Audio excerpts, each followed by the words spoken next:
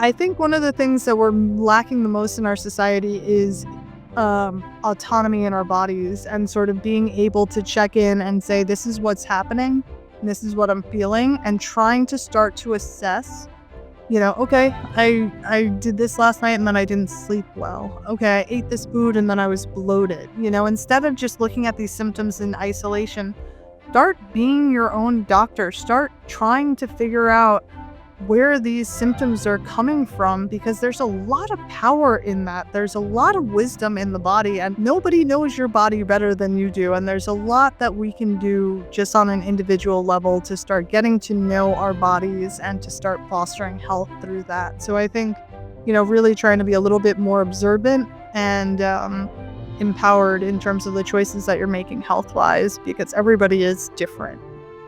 Hi, everybody. Welcome to the Ask Julie Ryan Show. It's where we blend spirituality and practicality to help you live a life of purpose and joy.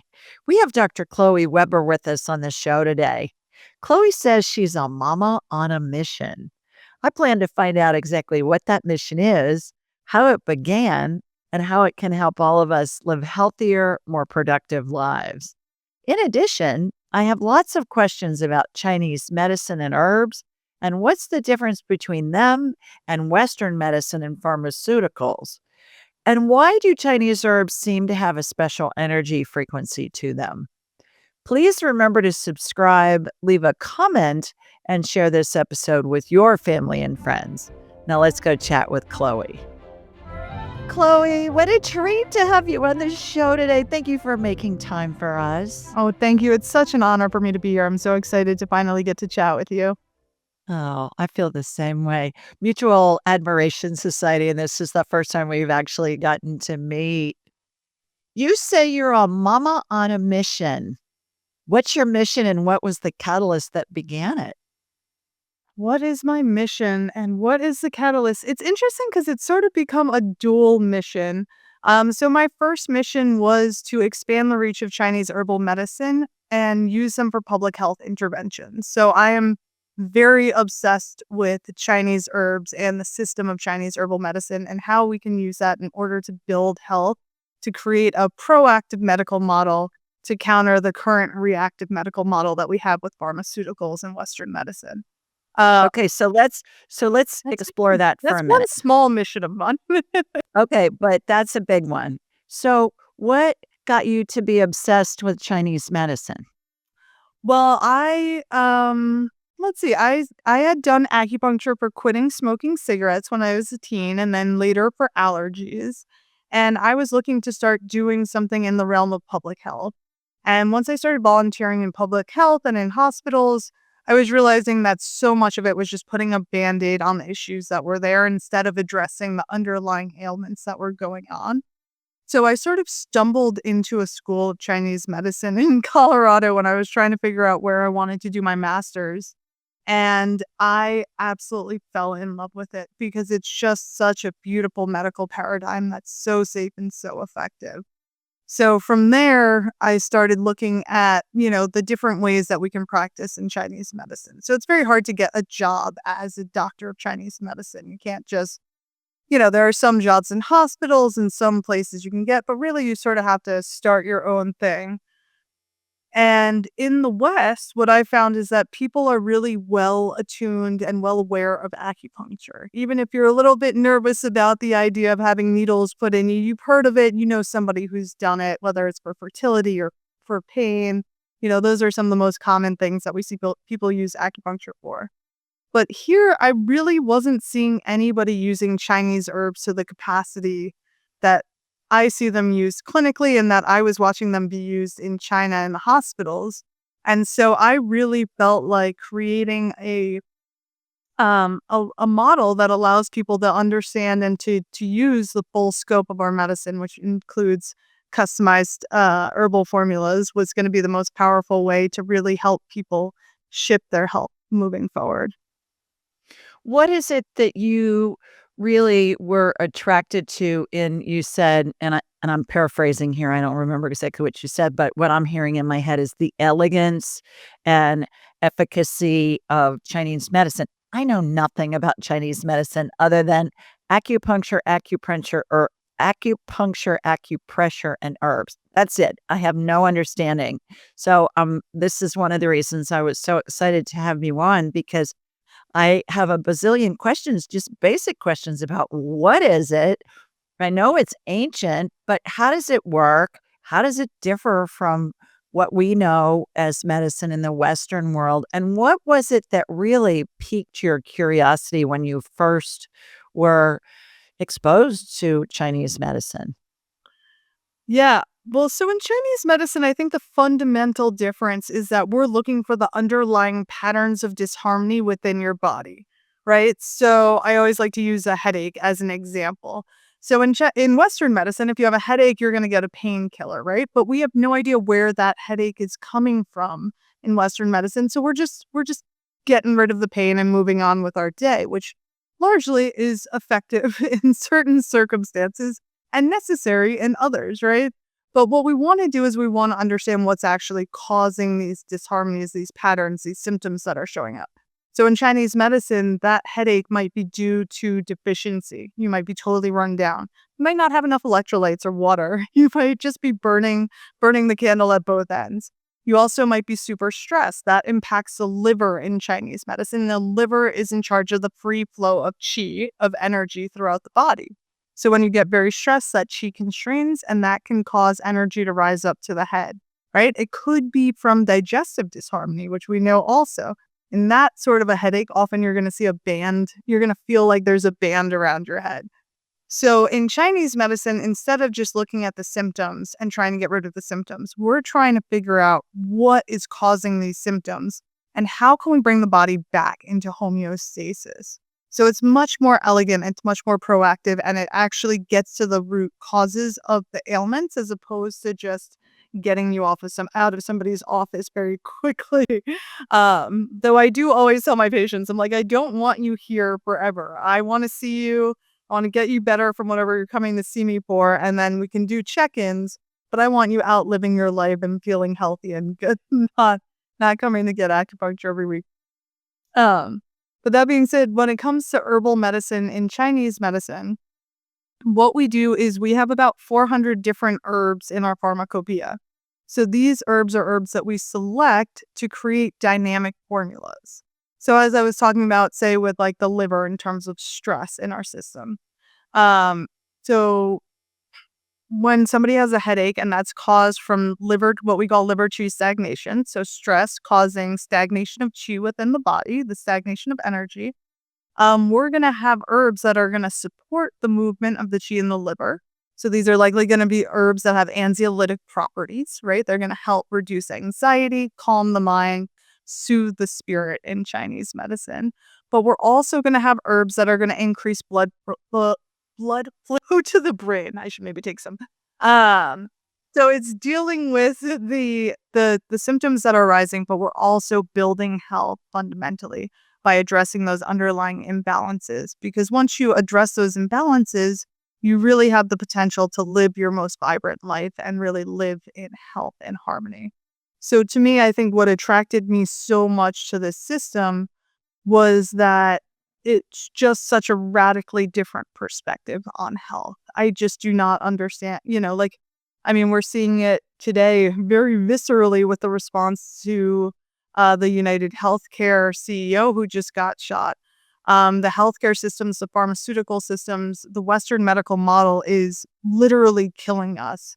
And I just saw so much potential for us to bring this century-old wisdom, this beautiful tradition of fostering health based on the wisdom of nature, to people today in a way that's really palpable and effective. So When I scan somebody, and I've worked with 4 clients already today, hour sessions a piece, it's all remote, and I get somebody on my radar, that means I have like a big screen TV in my head and I'm like a human MRI. I can see inside their body. And this woman this morning told me that she's had a chronic headache for decades. And she said, none of the doctors can figure out what's going on. They give me all these medicines. When the medicine wears off, I still have the headache and nobody knows why. And so I got her on my radar, Chloe. She's full of mold. She lives in New York City. And I said, honey, you are full of mold. I said, where's the mold? And she said, well, I do have a water leak under my kitchen sink. And I said, well, how long has it been there? She said, oh, long time, years and years and years. And she said, the mold's really black. I said, all right, you're being exposed to black mold, which is super toxic. And that's your body letting you know with those symptoms, something's off here. And let's see what we can do. So, energetically, I removed the black mold out of her body, send her a follow up email with stuff like that, because the healings that I see happen on the energetic level and then they integrate into the body and they need physical help with it. If you have a client or a patient that comes in that has mold exposure, how do you determine that when you're doing the intake and you're trying to figure out what to do to help them? Do you get that information intuitively? Is there something that goes along the lines of a protocol that, because Western medicine doesn't detect it. They don't know how to look for it. No, Western medicine does not. I actually am dealing with me and my son Remy have had mold, radon, and carbon monoxide poisoning over the past 2 years in our house. So I am very well versed in this these days.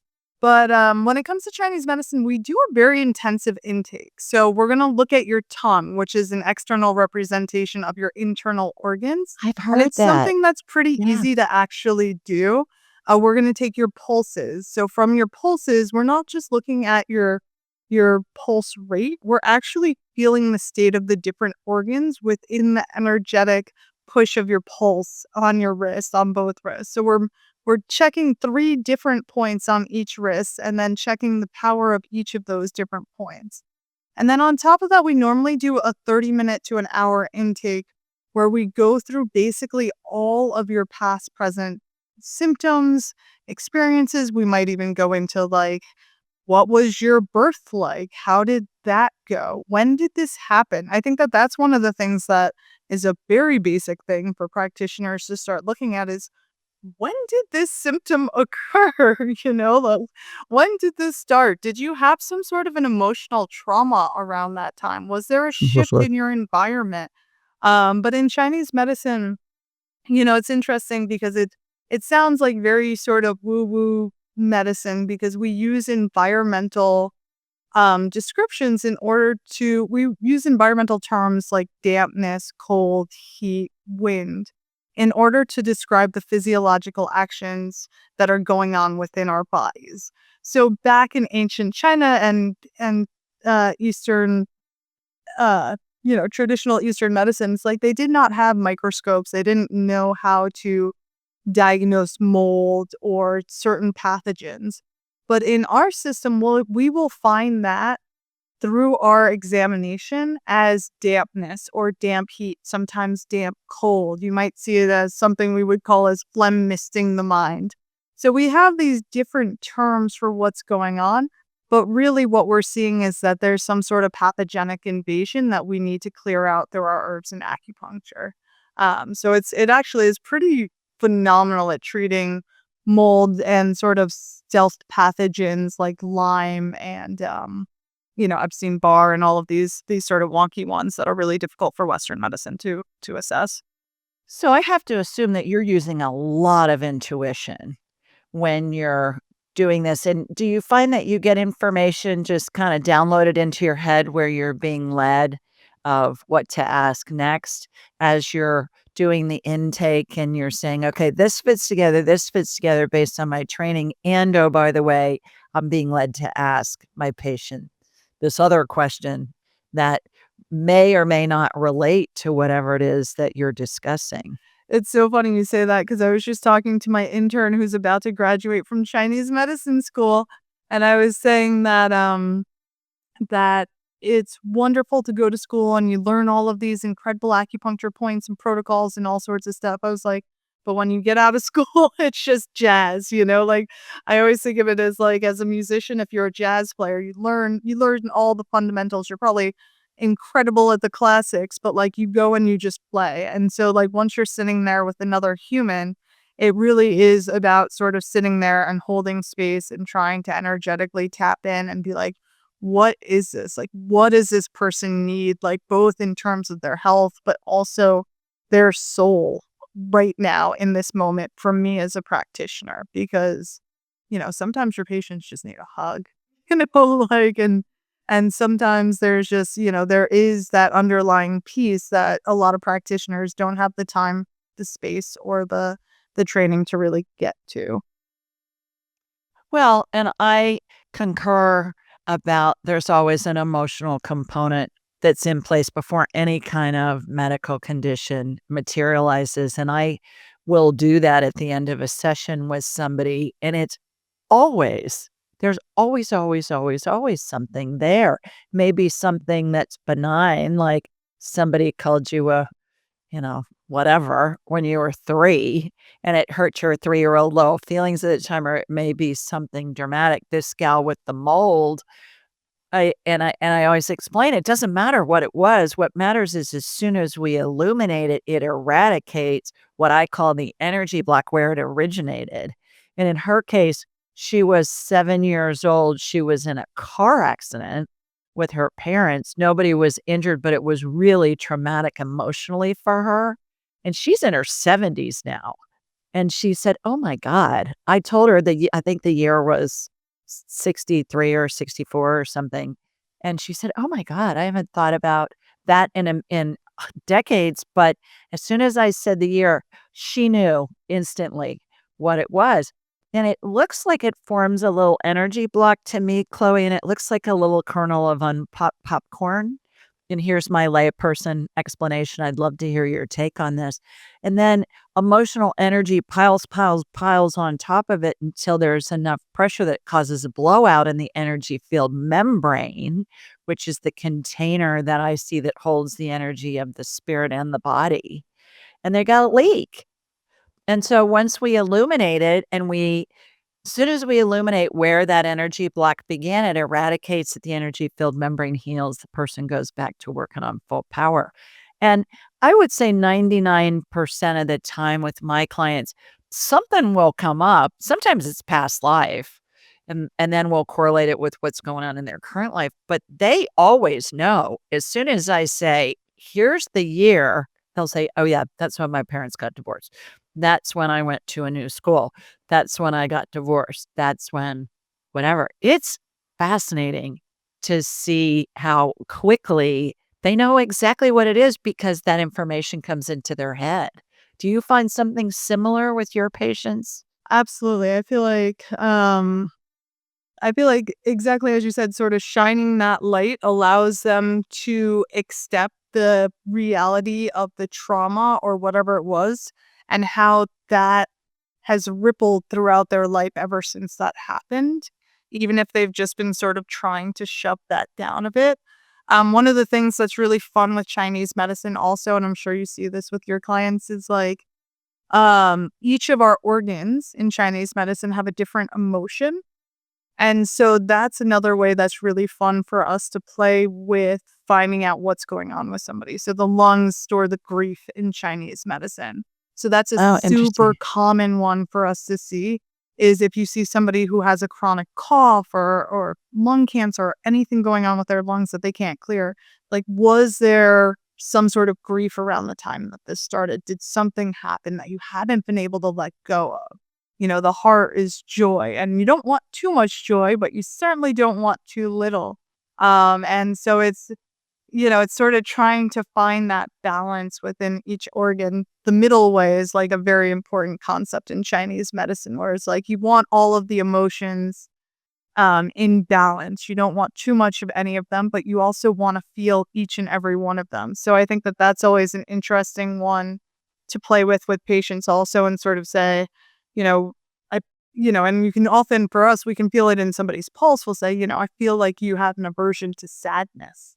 I feel like this emotion is really likely difficult to you. And these are things that, as practitioners, you get better and better at seeing, but they're also things that are trained into our system so that it is something that we can pick up just based on, doing a really thorough intake through the lens of Mhm. Chinese medicine.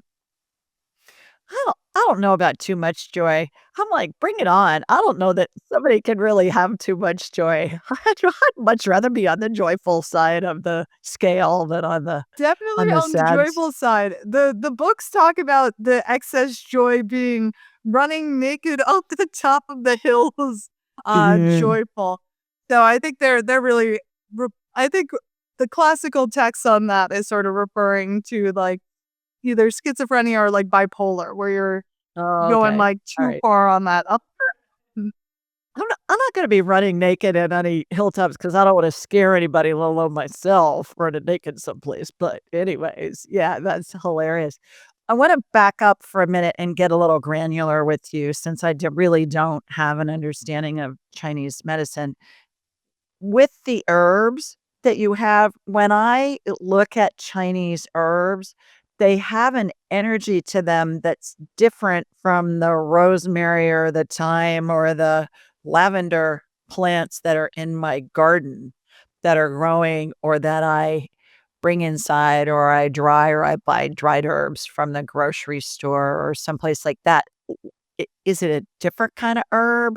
Are they infused with energy from, maybe a disciple of Lao Tzu or somebody or the emperors? What's going on with that? That they're, if I see Chinese herbs, it's like they have this energy that emanates from them. I'm picturing a manger scene from far away at Christmas time where you can't see the baby Jesus in the manger, but you can see the halo that's emanating from the manger, and I see that with the Chinese herbs. What's that all about?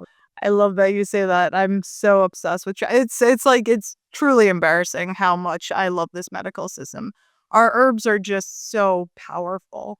It is that does allude to how important it is to get high quality herbs that are grown as sustainably and organically as possible. And that also alludes to some of the challenges of getting Chinese herbs, grown here in the States.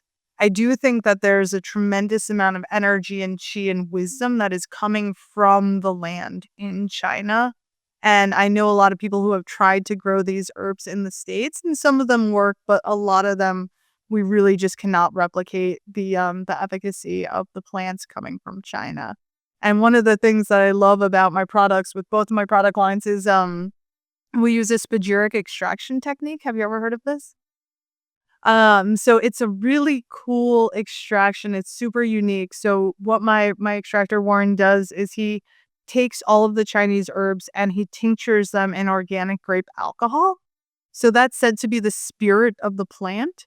And then he takes all the plants afterwards and he burns them for 6 to 8 hours. And somehow magically, which I still have yet to figure out exactly, he reconstitutes all the salts and minerals from the ashes. So that's said to be the body of the plant. And so then they bring the spirit and the body back together, creates this incredible alchemical reaction, and the minerals create these incredible crystals. I mean, our herbs are so energetically powerful when they're extracted this way, and it really, really brings out all of the potency and beauty of the Chinese herbs. But to answer your question, yes, I think that there is magic in the soil in China. I think that there, in some places, are lots of toxins in the soil in China as well. So I do think it's important to make sure that you're sourcing your herbs well, but I do think that some of the power is sourced directly from those traditional farming techniques and from the soil itself there in China. Talk about woo-woo medicine, good heavens. I mean, if that's not woo-woo medicine with what you're doing with the herbs, I don't know what is. But we have pharmacological research on every one of these Chinese herbs now, which is like my I'm like, you could say what you want, Western medicine. We've got all the research you could possibly ask for. So Well, woo-woo medicine, the stuff that I get to see gets validated and corroborated see, in my mind's eye, gets validated and corroborated when they go back to the doctor's office and they do a CT scan or an X-ray or something. They'll say, "Okay, how did your liver get regenerated? How did your kidney get regenerated? This isn't possible, but this is what it's showing on the scans." And And my client will say, "Stem cell energy," and they'll look at them like, "What?" And yeah, it's amazing what can happen. Back to the herbs. I am super, super allergic to mold. Sounds like you are too.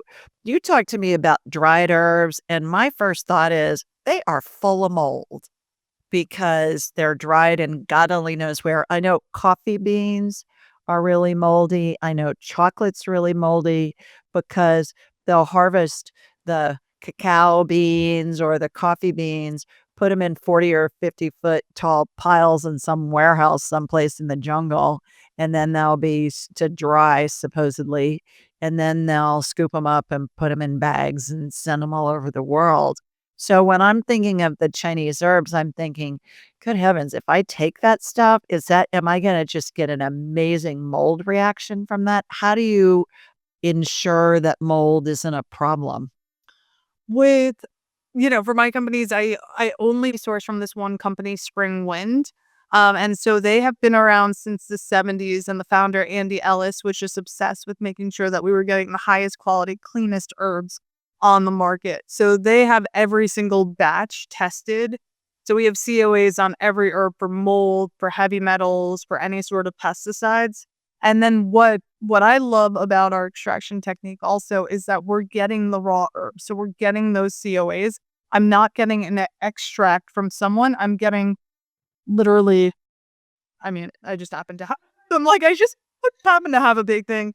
I literally am getting like the raw herbs, and then we're extracting them ourselves. And then through the What is that? extraction, this is Hemp. I would put this in the water if I could. She just held this up for those of you that are listening. It kind of looks like a snake coiled together. What is that? It is, oh, I don't remember what it is in Latin, but it is a heart tonic. It supports the heart and the liver, and it's a happy herb. So it's one of those, as I said, I would put that in the water for everybody if I could. It's like so safe and effective. I have it in many of my formulas. I love it. But yeah, our extraction technique also really rules out any chances of mold being in the finished product as well. Okay, great answer. And the spray that you have that I've used if my throat's a little scratchy, what the heck is that? Man, that stuff is just miracle spray. What is that? AB9 is amazing. So that's I was telling you about my dear friend Maria, who's down in Panama, who's an integrative doctor. So that is actually her formulation. I met her. So my son Remy has a rare genetic disorder, and Maria's son has some challenges as well. And so we were both at a clinic in Guayaquil, Ecuador, where we used to see this doctor, Dr. Roberto Tamayo, who was basically doing neurohacking on kids with special needs. So it was hyperbaric ozone, alpha brainwave stimulation, and ionic foot. He had all sorts of weird stuff, and you had a different brain scan every time. But anyway, so I randomly crossed paths with Maria one day in the clinic, and she's been one of my good friends ever since. But Remy have you ever heard of molluscum? It's like the viral warts that kids get from like swimming pools or stuff. So Remy got that at one of the swimming pools in Ecuador on his knee. And I've treated that with herbs before, and it can really be quite a pain. It's really an annoying thing to treat. And Maria hands me the AB9 one day. And so I took it and sprayed it on Remy's knee. It was gone within an hour. And I was like, what is this thing? So it's an antiviral. So it's an antiviral. It's the base is colloidal silver, and then it has cell salt and MSM in it. So it's a really low potency colloidal silver, so it's super safe. It's great for literally anything. You get a bug bite, a bee sting, you spray it on. You have a pimple, you spray it on that. If you're feeling sick, you can gargle it, you can spray in the back of your throat, under your tongue. That thing is like, it's sort of like Windex in my big fat Greek wedding, where it's like, you got a problem, you just spray the Windex on it. Oh, that's how I feel about AB9. I love it. I'm so grateful that she let us share it through Radical. It's such a good product. Yeah, well, and the thing about colloidal silver is I always think of that as a bacterial thing. So it's interesting that you're telling me that it's being used for that it worked on a viral situation with your son as well. Oh yeah. No, I've used that for any sort of cold, flu. And again, and when I would go to Ecuador, I would almost always get some sort of strep throat. I would go down there with the whole, kit for me and Remy, but gargling the AB9 for like a minute and then spitting it out was what would really just knock it out the fastest. Yeah, terrific. Backing into the herbs themselves, I know that you've trained in China in hospitals there as a Chinese doctor. Are these herbs used for do they do surgery, first of all? Like we think of surgery here. I'm an inventor of surgical devices sold throughout the world, but I never sold to China. So, do they do surgery like we know it in Western medicine? Oh yeah, Western medicine is very popular in China. A Okay. lot of the doctors were just so amazed that so many of us, you know, Americans were interested in studying classical Chinese medicine. Very excited about it. But yeah, Okay. Western medicine is very popular there. So is it an amalgamation of the Western pharmaceuticals and the Chinese herbs in the Chinese hospitals? And is that successful? I'm thinking anesthesia. Are you gonna give me some kind of Chinese herbal mix for anesthesia, or are you gonna give me some kinda anesthesia that I'd get here in the US? I wasn't watching any sort of surgeries. I was mainly doing, internal medicine, which is really my specialty. But and we did a lot of stroke rehab and pediatrics. A lot of neurological stuff is really fascinating with herbs and acupuncture. There is a lot of research on using acupuncture as anesthesia. That was something that I think Nixon really popularized after he saw that done in China. So that's definitely something that can be done by a highly skilled acupuncturist. I would not be competent in my skills for doing that, to be honest. But what I saw generally in the hospitals was that people were getting acupuncture pretty much every day, sometimes twice a day. They were on herbs, and then they would be on low doses of pharmaceuticals where appropriate. But what's beautiful about integrating all of that is, yeah, sometimes Western medicine is appropriate in certain circumstances. But when you're using acupuncture and herbal medicine, we can really potentiate the effects, make it safer, and allow it so that you're using way less dosage of the pharmaceuticals and for shorter periods of time. So I always like to recommend that we don't throw out the baby with the bathwater when it comes to Western medicine, but we also have to, be realistic about the limitations and the side effects of the pharmaceuticals and a lot of these potentially unnecessary surgeries or interventions that are going on. Which raises 2 questions in my mind. One is, there's lots of heavy metals in the anesthesia in Western medicine. When somebody's had surgery and I'm working with them to help them heal, I always do a heavy metal detox energetically, and there are tons of heavy metals that come out of anesthesia from surgery, and I know heavy metals can be in other medicines and things like that, Western medicine, as far as that goes. When it comes to comparing the herbs with the pharmaceuticals, do the Chinese herbs have less side effects than the pharmaceuticals? Yes. I think the worst side effect I've ever had a patient have is, some sort of digestive disharmony. Again, with Chinese medicine, ideally, this is a hard thing for us to scale. I have a model for it, but it's a little beyond my abilities to pull off at this current juncture. But ideally in Chinese medicine, you're getting a customized herbal formula, right? And if you're not getting it customized, you're getting one by a highly trained herbalist who is looking at the nuances. So since we're using multiple herbs together, it's so much safer than even using just one single herb, right? Is like one single herb, even so there's an herb Hushawu. That one is very famous in Chinese medicine. It's used to blacken the hair. It's an adaptogenic herb. Wonderful herb. I use it all the time, right? There's research studies on how Hushawu can cause liver damage, but it's only going to cause liver damage at extremely high dosage when it's not prepared correctly. And in no way would any Chinese medicine doctor who's trained in herbs ever prescribe it in the way that these research studies are indicating that it might cause an issue.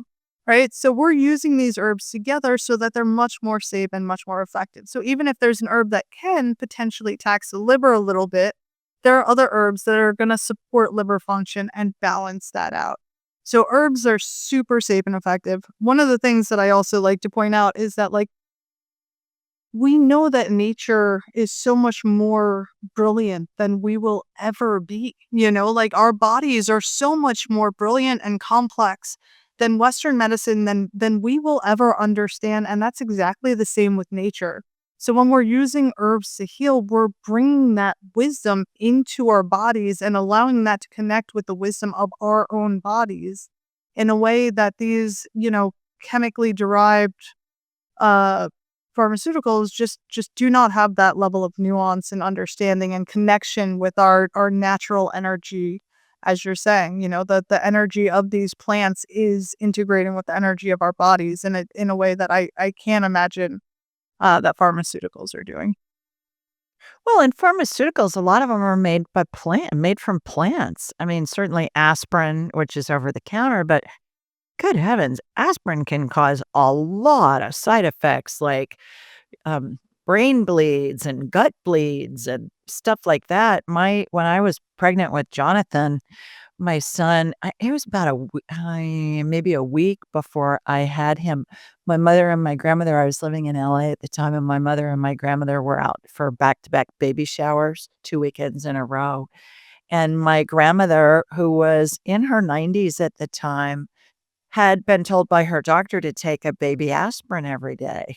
Well, she had a GI bleed, and it looked like a slasher movie in my guest room. We called the squad. I rode with her in the ambulance. We we got to the emergency room. My grandmother was super healthy, my Mima, and she, they got her kinda stabilized. She got in the emergency room. Her blood pressure was fine. Her pulse was fine, everything else, and I think she was 92 at the time, and she said, "Okay, I'm ready to go home now." And they're like, "Yeah, maybe not." What was from the aspirin that she was taking, that baby aspirin that she'd been told to take. And she'd done it for many years, and I thought, "For heaven's sakes, how many people, especially who are elderly, are doing that because they've been told?"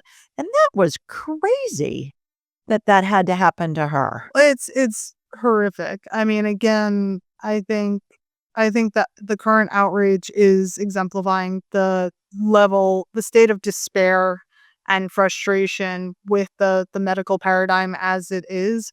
Not only does aspirin cause a myriad of issues, but list any pharmaceutical, I just started a line on women's health, so that we can support women's hormones, because Chinese medicine is phenomenal at it, and I am swiftly entering my perimenopause years. So I'm like, I better get on this, right? And so I'm looking at the side effects of birth control, right?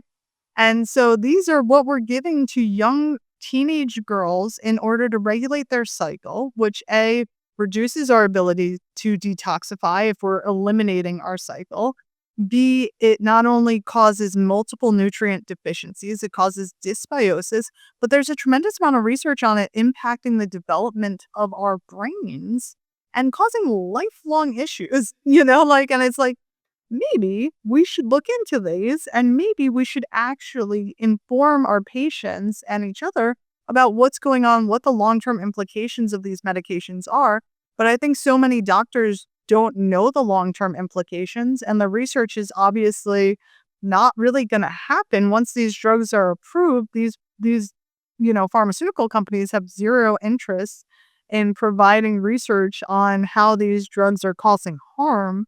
So you have to find industries that are interested in looking into that, which is, a very costly and challenging thing to do.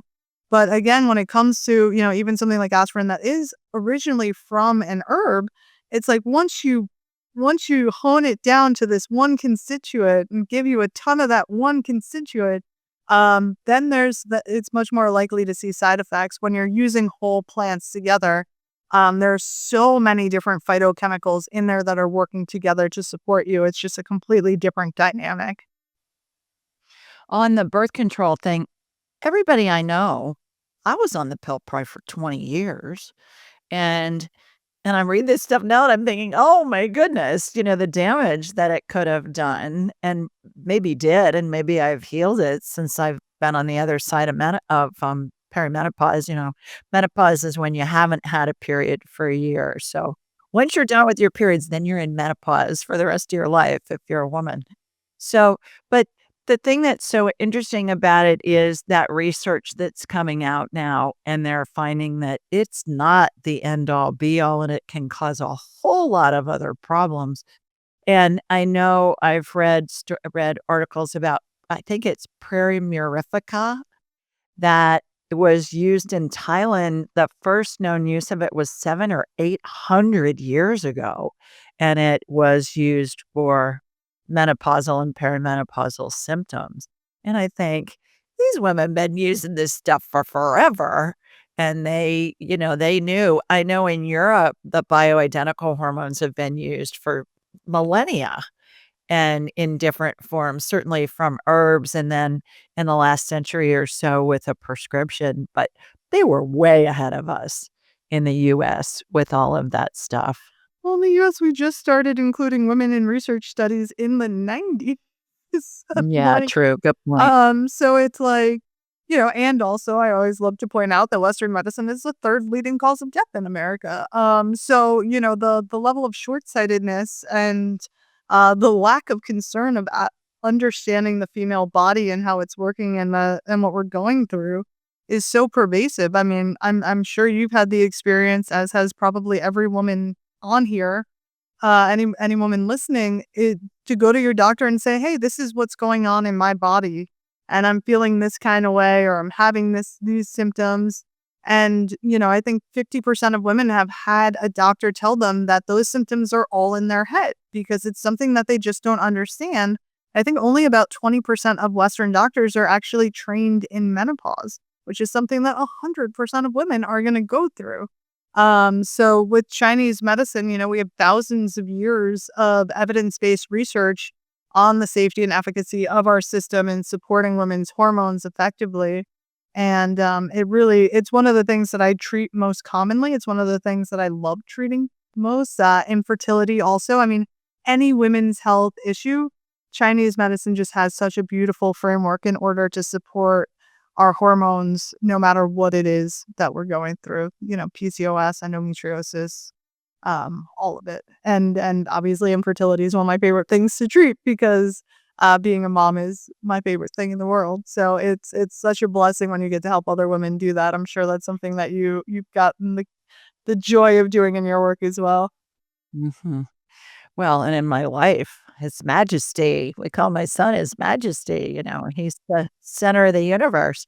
The the interesting thing about this too is my career was in Western medicine as an inventor and manufacturer of surgical devices for close to 30 years, and then as a sales rep selling hospital supplies before that.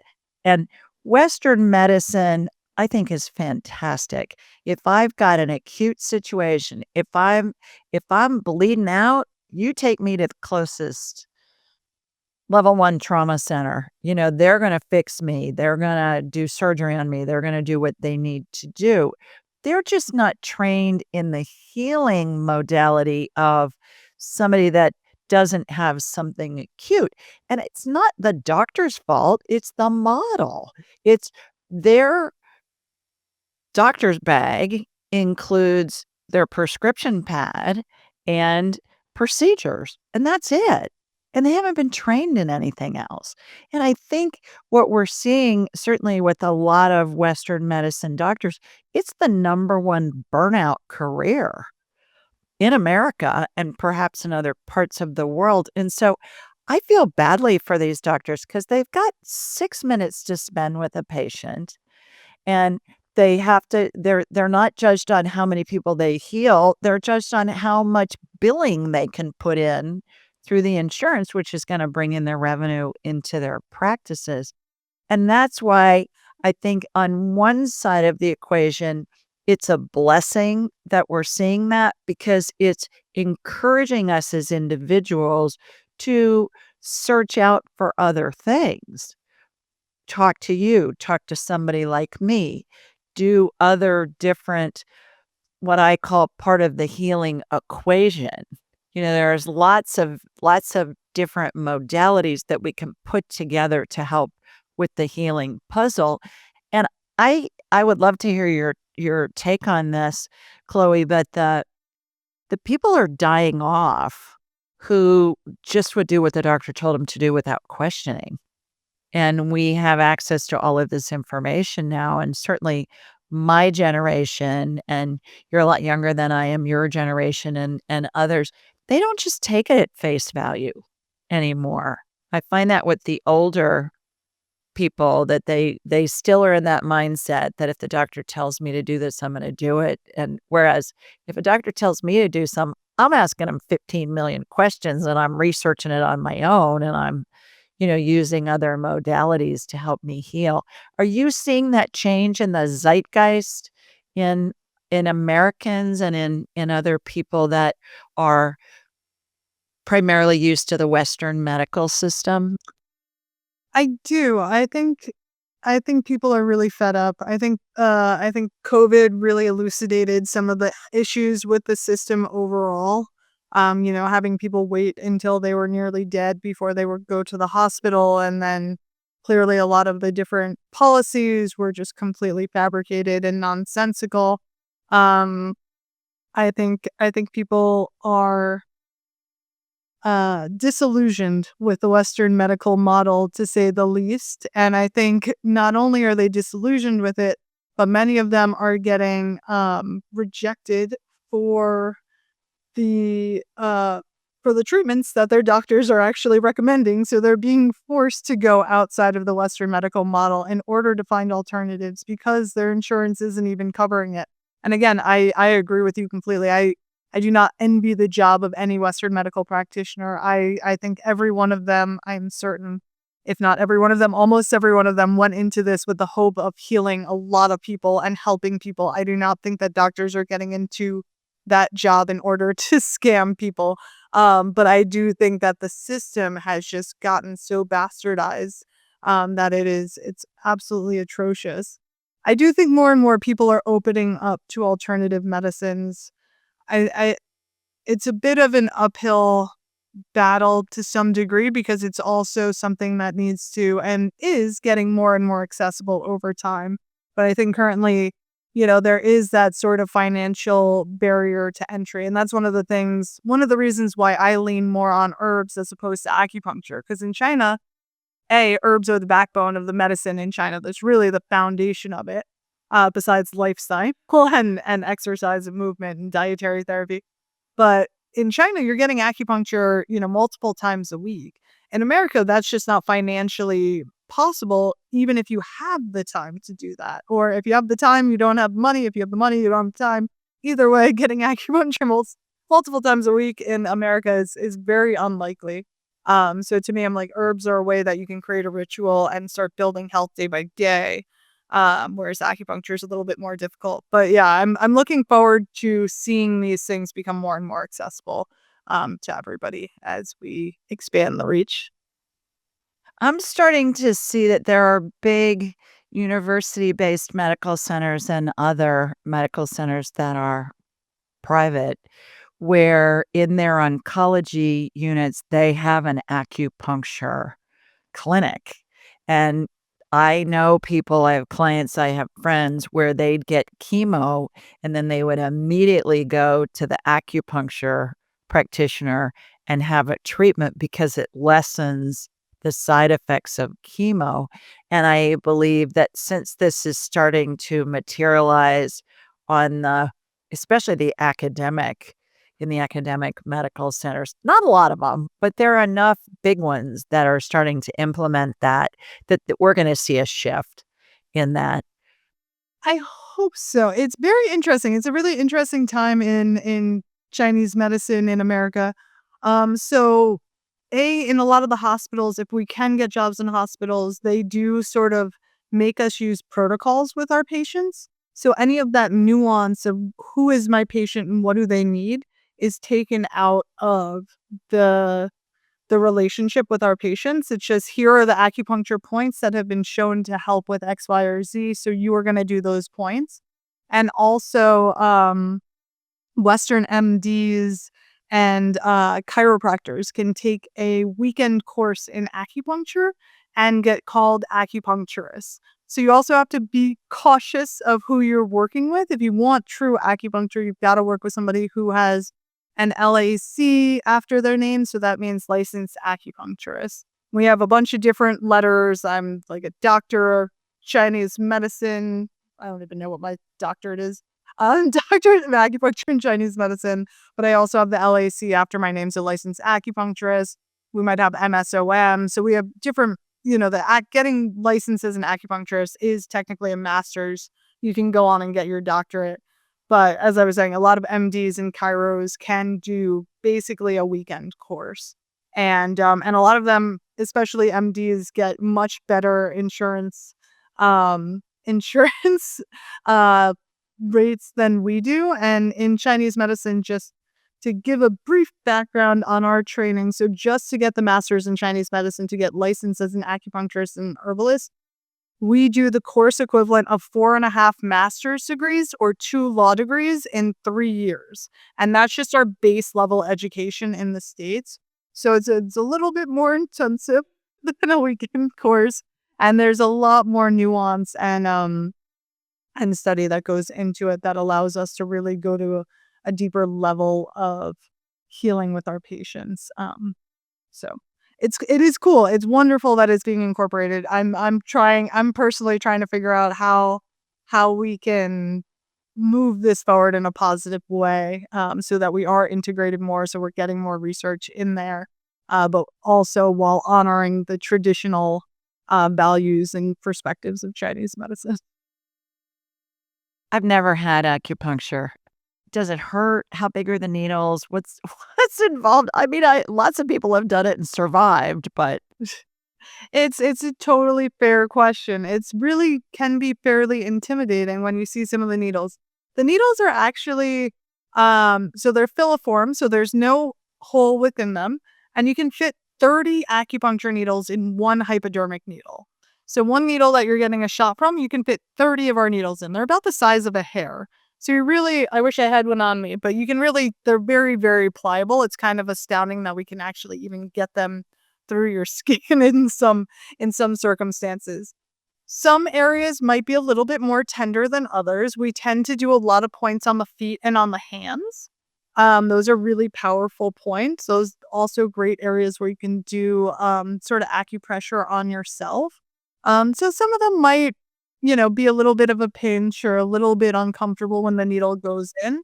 But most people absolutely fall asleep and zen out when they're getting acupuncture. So if you're feeling any discomfort, it's very mild and it's passing very quickly. And then you get to go into this like very peaceful theta brainwave goodness state where you're just, able to really tap into your own healing abilities. oh, I early in my career sold those anesthesia trays. I'm telling you, those needles, they were just frightening. And if anybody's ever seen an epidural needle, holy Moses, they're just mortifying when you see them. I always tell my clients that are going to have epidurals, I say, okay, don't look at the anesthesia tray, don't look at the needle. You don't want to see it because they're so massive with those. And those needles are all disposable, correct? Yeah, no, they're all single use. We do not reuse needles at all. I mean, if we're talking about ancient China, there are different things, but in today's modern world, we get them, we use them, we throw them out, we put them in the sharps container. We're very strict on that. Okay. How does somebody find a practitioner that's legit if they wanna go get acupuncture? And are there some insurance companies that pay for it, or is it primarily out of pocket? There are a decent amount of insurance companies that do pay for it. It's so you can call your insurance company and check. Also, a lot of acupuncturists have insurance companies that will call for you, like have some sort of a program where they can call for you and check your insurance status and whether it covers acupuncture. You can often get reimbursed for it as well if your acupuncturist doesn't take insurance. What I normally recommend doing is so there's the NCCAOM website, so that's our national certification board. You can go there and look up acupuncturists locally to you. But what I generally recommend is just Googling acupuncturists in your area and then going through their website and seeing who resonates most with you. So some people really focus on acupuncture, some people do incredible energy work, some people focus on women's health. Similarly to Western medicine, we sort of run the gamut in what we enjoy working with and what we really specialize in. So again, like for me, I don't really do much acupuncture for pain management. It's something that I can treat, and if I have a patient come to me who is already my patient, who sprains their ankle or has a back injury, certainly I'm not gonna turn them away from helping them alleviate their pain. But it's not my primary focus as a practitioner, whereas I have other friends who their entire practice is sports medicine, and they're just absolutely brilliant at it. So I would check and see what websites. Feel free to call up the practitioners, talk to them. You can ask them what their training is. Again, generally just look for that LAC after their name. They'll say that they're a licensed acupuncturist or that they have a master's in Chinese medicine or Oriental medicine, or a doctorate in one of those fields. So that's generally how I recommend that people do that. If you're really having a hard time finding somebody, you're always welcome to reach out to me and I can put some feelers out and see who's in your area. But yeah, there's a lot of really brilliant practitioners out there. So I'm laughing to myself when you said Oriental medicine because I was in LA a couple years ago and we were going someplace, my son and daughter-in-law, Mallory, Dr. Mal, who's a veterinarian, and I said something about, Oriental food, and she didn't even take a breath close. She goes, "Orientals for rugs." He said, "You gotta use Asian, Orientals just for rugs. I want you to remember that." And so I heard you, uh, an Eastern medicine doctor say Oriental, and I'm thinking, if Dr. Mal was here, she would tell you. no, well, But she's it's she is 32. correct. She is correct. It has been sort of pulled from our language recently, but it has not been pulled from our licensure. So it's not something that's like totally kosher to say these days. As a half Jew, I can say kosher. But so it's definitely a term that we're trying to remove from the medicine because for various cultural reasons. But it is my degree is still MSOM. It's Master's of Science of Oriental Medicine was my initial degree. So you might see it in some of this title. But yes, we are more culturally sensitive these days. There you go. Which brings up the point that I know when she was in vet school that they use acupuncture on the animals, and I wasn't aware of that, but that's certainly a specialty of acupuncture and is it acupressure too or just acupuncture? I think some doctors are using acupressure too. Yeah. Um, yeah, it's very cool. I love using herbs for, I've always had a lot of pets. I've always wanted to stick needles in them. I get scared to do it. I'm sure they'd be fine, but I'm always like, well, they're gonna get up and walk around, and then I'm gonna be chasing them, pulling needles out of them, which would probably be fine, but not ideal. But I give my pets herbs all the time. I have so many people who Mhm. use Radical Roots as products for their pets, especially the CBD line. We have one that's like Zenzu, which is really just our complete spectrum, our adult grown up version of just straight full spectrum hemp extract. So we have that for pets. It just has a paw print on it and it's a lower dosage. Um, but I always tell people no pets that I've heard of have had any issues with the other herbs that we have. So if your dog has anxiety, I'll be like, just give them the rest and relax. My dog and my cats, I had a senior dog who passed last year. She had been on my pain management formula relief remedy for years, and it was a total game changer for her. So herbs or acupuncture for pets, they do phenomenal with both. Speaking of herbs and speaking of LA, I used to go to Chinatown a lot when I lived out there because the food is amazing. We'd go get some dim sum, in Chinatown, and they have herb shops there. So is I'm thinking, I I don't wanna go to an herb shop because I don't know what in the heck I'm getting, and it's anybody can walk in there and buy stuff, and is that problematic? I mean, I would think that I would come to you because you know what the heck you're doing, but just to walk in off the street and be buying herbs, is that talk to me about that. Well, that's how I started. So when I was, before I started Chinese medicine school, I lived in, like, right by Brooklyn's Chinatown, and I grew up in Chinatown, Manhattan, and my family's been going to dim sum my whole life, probably sucking me into this world bit by bit. But I remember before I went to Chinese medicine school, I remember wandering into an herb shop, and I was just dying to show the guy my tongue, and I was like, "What do I get? What's happening here?" And so now one of my favorite party tricks is to go to one of these herb shops and start identifying all the herbs in Chinese by sight, and the people there are just like, "What is this white girl doing? What is happening right now?"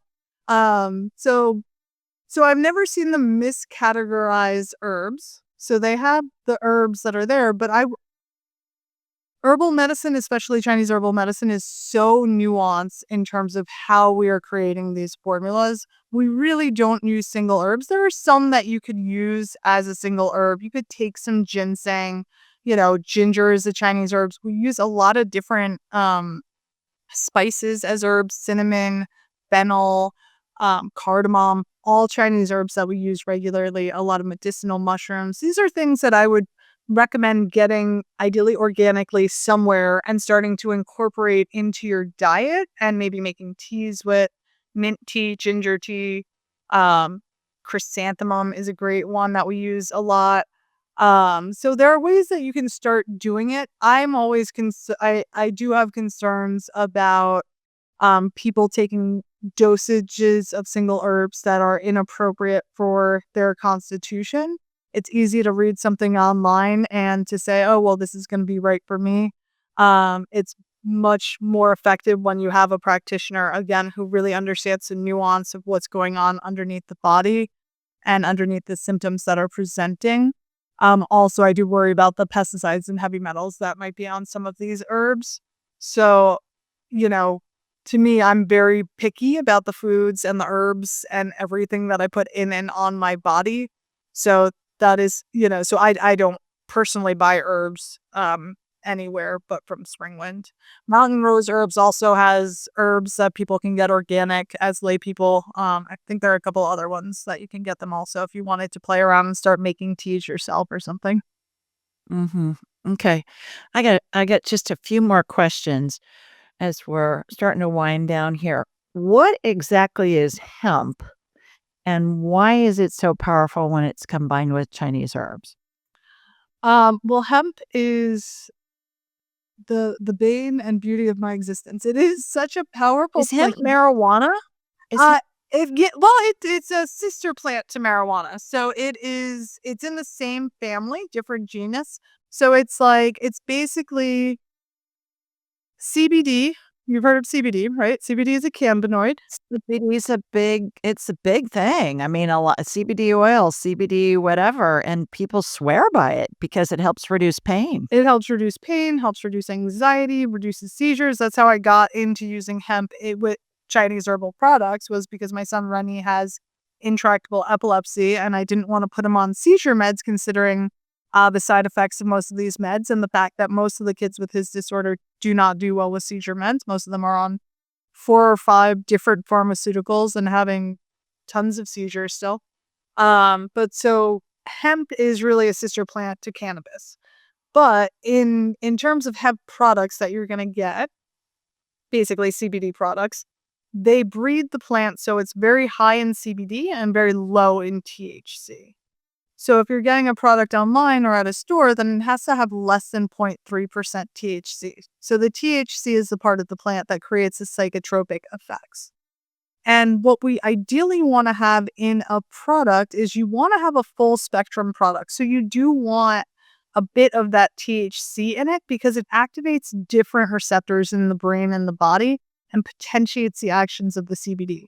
So again, we're looking to make it as safe and effective as possible. And that little bit of THC, while it's not going to get you stoned, is really going to potentiate the actions of the CBD. So what's really disappointing is that there are just so many impressively crappy CBD products on the market because there was such a big boom a couple of years ago. And really, it's just such an incredibly effective and safe plant.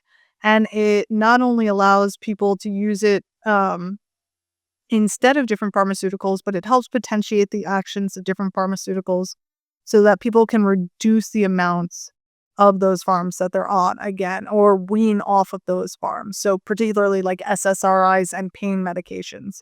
CBD increases the serum levels of those pharmaceuticals, allowing you to start weaning off of it. It also activates a lot of the neural pathways that SSRIs work on. So, phenomenal for, again, for anxiety, depression, stress, overwhelm. Um, what's beautiful about the plant is that it activates what's known as the endocannabinoid system in our body. So the endocannabinoid system is what we sort of think about as the Goldilocks system. Again, we're bringing it back to the middle way. So the endocannabinoid system keeps us from going into hyper response or hypo response. And it's so foundational to our bodies that it is actually developed in utero before our nervous system. So it's really, truly remarkable because we have the ability to make our own endogenous cannabinoids. So we make cannabinoids within our body.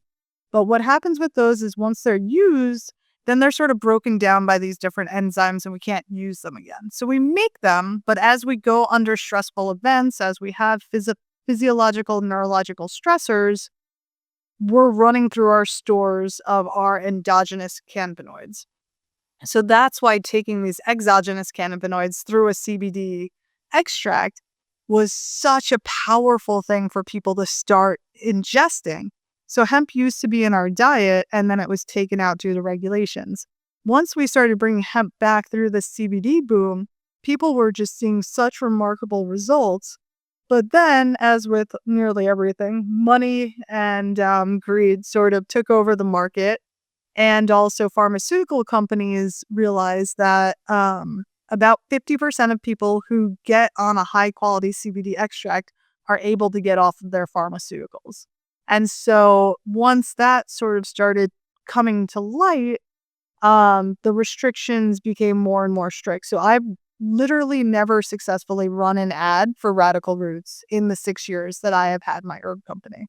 Never once. I've had my credit card shut down like 6 times. We've had to rebuild the website like 4 times. It is such a pain. But I also get emails every day. And why is that? Why were you thwarted in your advertising for it? Oh, they just don't let you advertise for CBD, period. Because of the big pharma has so much more pull with the Google or the whomever? Yep. Yeah. So we're not allowed to advertise. So There are you're being ways around censored, it. basically.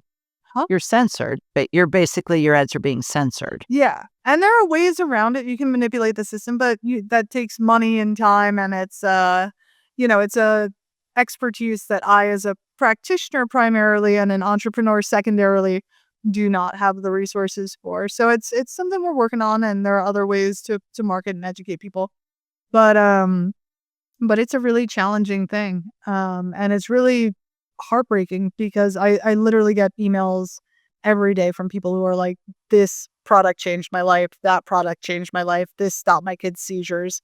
This helped my dad with his chronic pain issues. And, so it's one of those things where you're just like, man, I know these products are life changing for people. And it's devastating that I have yet to find a better way to get it out to more people. But I'm stubborn, so I will. All right, great explanation. Back to acupuncture for a minute.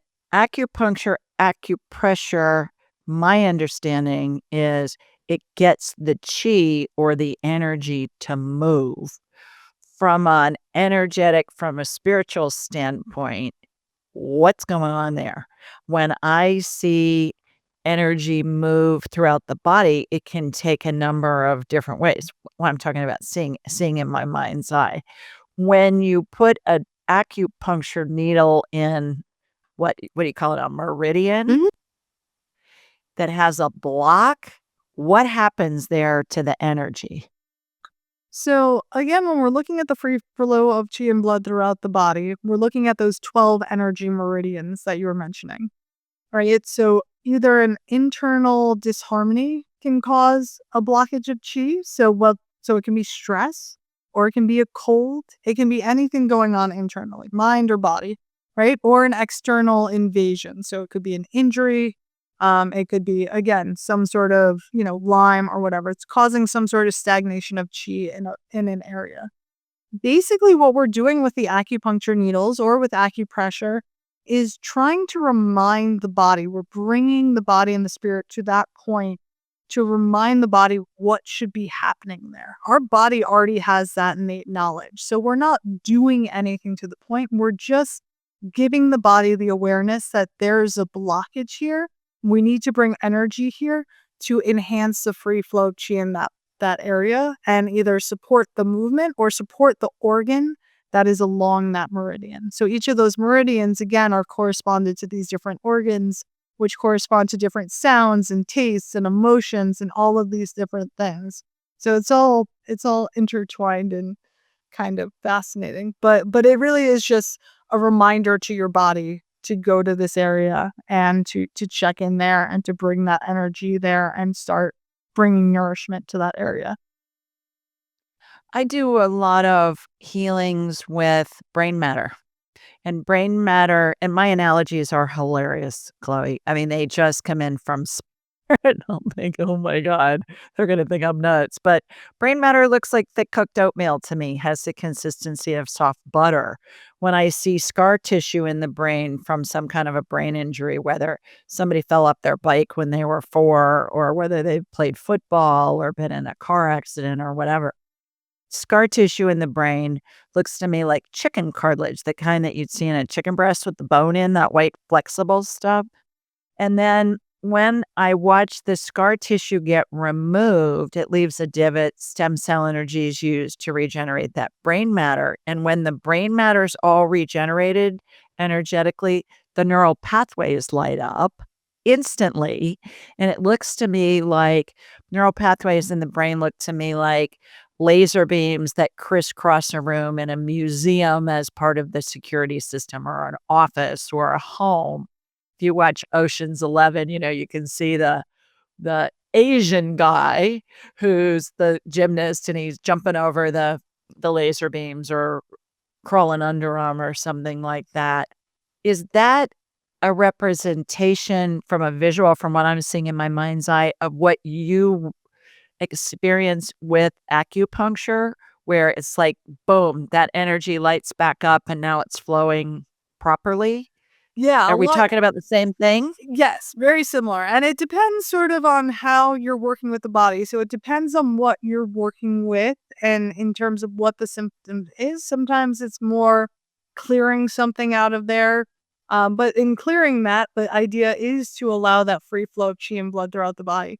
I think for me, it's interesting hearing you describe it, because so much of what I experience with my patients is in that physical touch. You see what's going on and you feel what's shifting within their body by holding their pulses or holding the different energy points within their body. And you're like, oh, I can feel that. Like similar, I'll do some variation of cranial sacral on people's feet and see how that energy is then flowing afterwards. And so, but yeah, it is sort of like that the light needs to hit in different places and move along the track more clearly, so that it's flowing the way that we need it to.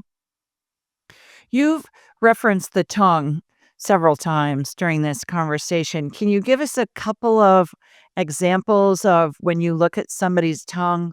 What are you looking for, first of all? Secondly, when you see a couple of different things, what does that tell you about the tongue? So, all of us are going to be looking at our tongues tonight in the mirror when we brush our teeth. And what do we want to look for?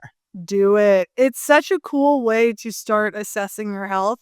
So one, you want to look at the coat of your tongue. So if the coat of your tongue is sort of thick white or yellow, what's going on there? You ideally don't want to have much coating on your tongue. If you do, that might indicate, if it's yellow, it's going to indicate some sort of heat. So that heat is likely in your digestive system. What's going on with your digestion? Check into that. See what's going on. What's going on with your levels of inflammation? If it's white, it might be candida. It might be sort of in our system, we're looking at dampness. maybe some coldness under that circumstance. So you might have loose stools, um, or just a penchant for food allergies, let's say. But then you also want to look at sort of the shape and the coloring. So some of the most common ones are if you have a red tip to your tongue, that's likely what we call heart heat. So in Chinese medicine, the heart stores what we know as the shen, which is the spirit. And so when that shen, that spirit gets irritated, you're going to see what we call heart heat. So you'll probably have insomnia, maybe some anxiety. So that's going to have a bit of a red tip on your tongue. On the sides of your tongue, one of the really common ones is what we call spleen chi deficiency. You're going to see some teeth marks. So if you look in the mirror and it Yeah, looks like like scalloping. it looks Yeah, like the I've scalpel. seen that. It's super Yeah. common. So again, that's what we call spleen chi deficiency. In our system, the spleen is in charge of processing both foods and emotions. So if you have what we call spleen chi deficiency, again, you're going to see likely loose stools. You might have alternating constipation and diarrhea. That would indicate some more stress added in there as well. You're going to have monkey mind. You're going to overthink things. When you're going to bed, you might be having that excessive rumination before you're going to sleep. Um, so that's something to look out for. Again, if you have a crack down the middle of your tongue, if that's likely some sort of stomach disharmony, if it goes all the way to the tip of your tongue, then that's going into the lung and the heart area.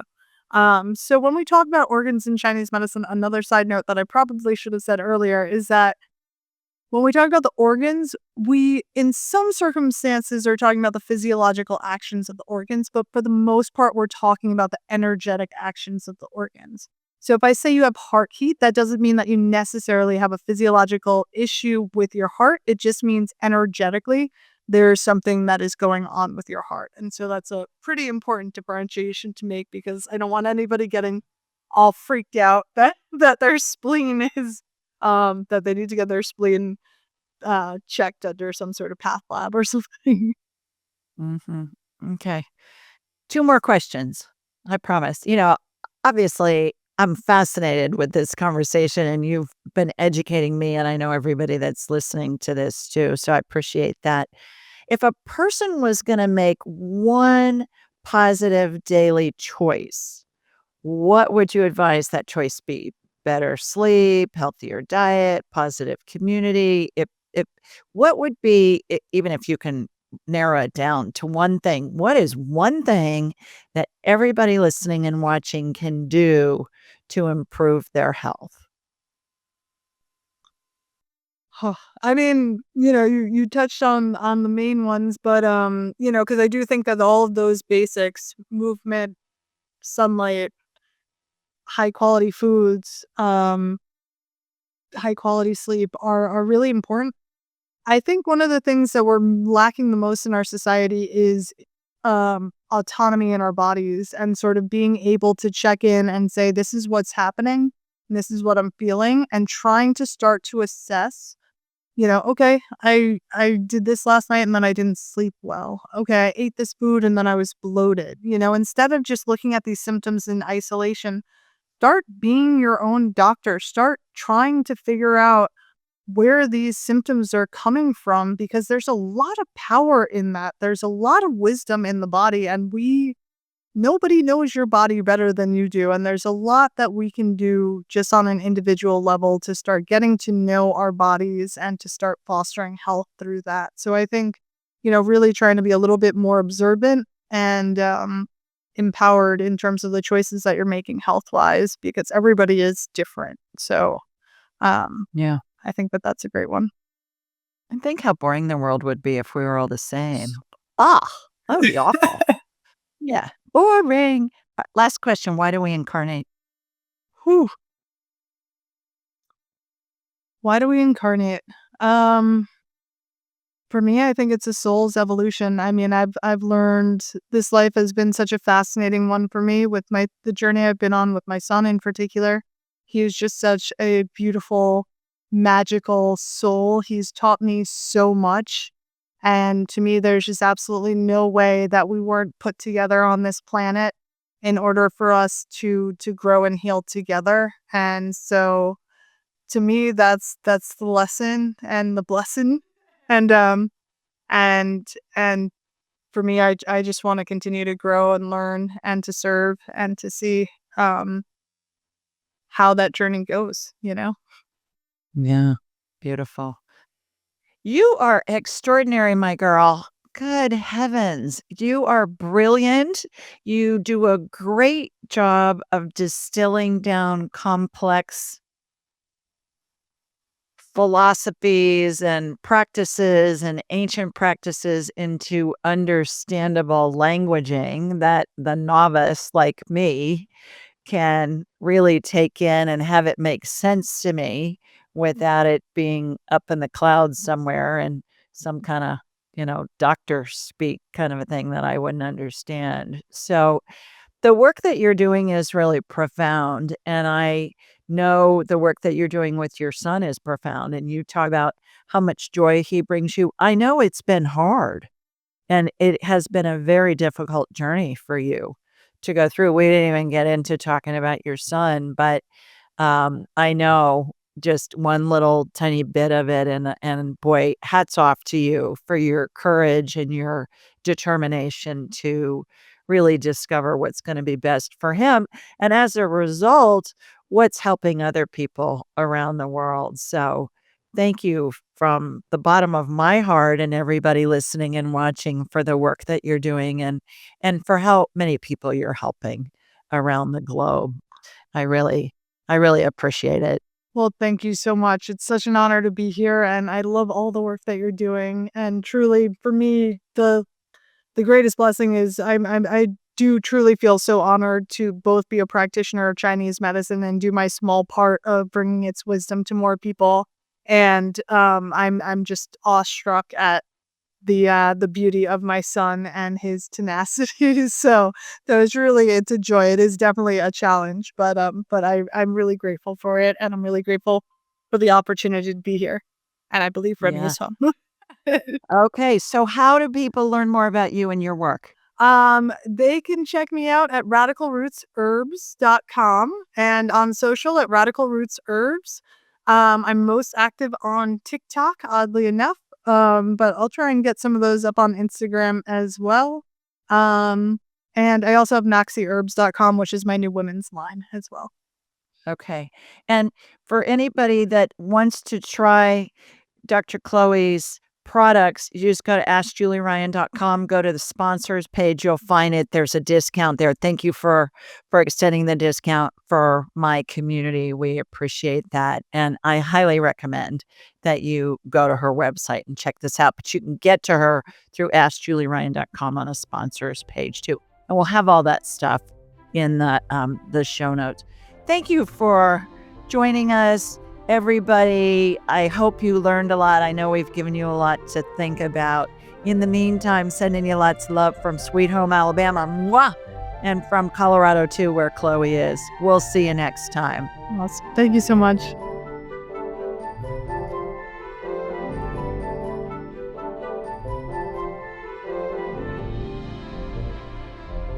To enhance your spiritual journey, click on one of the videos below and remember to subscribe, leave a comment, and share with your family and friends.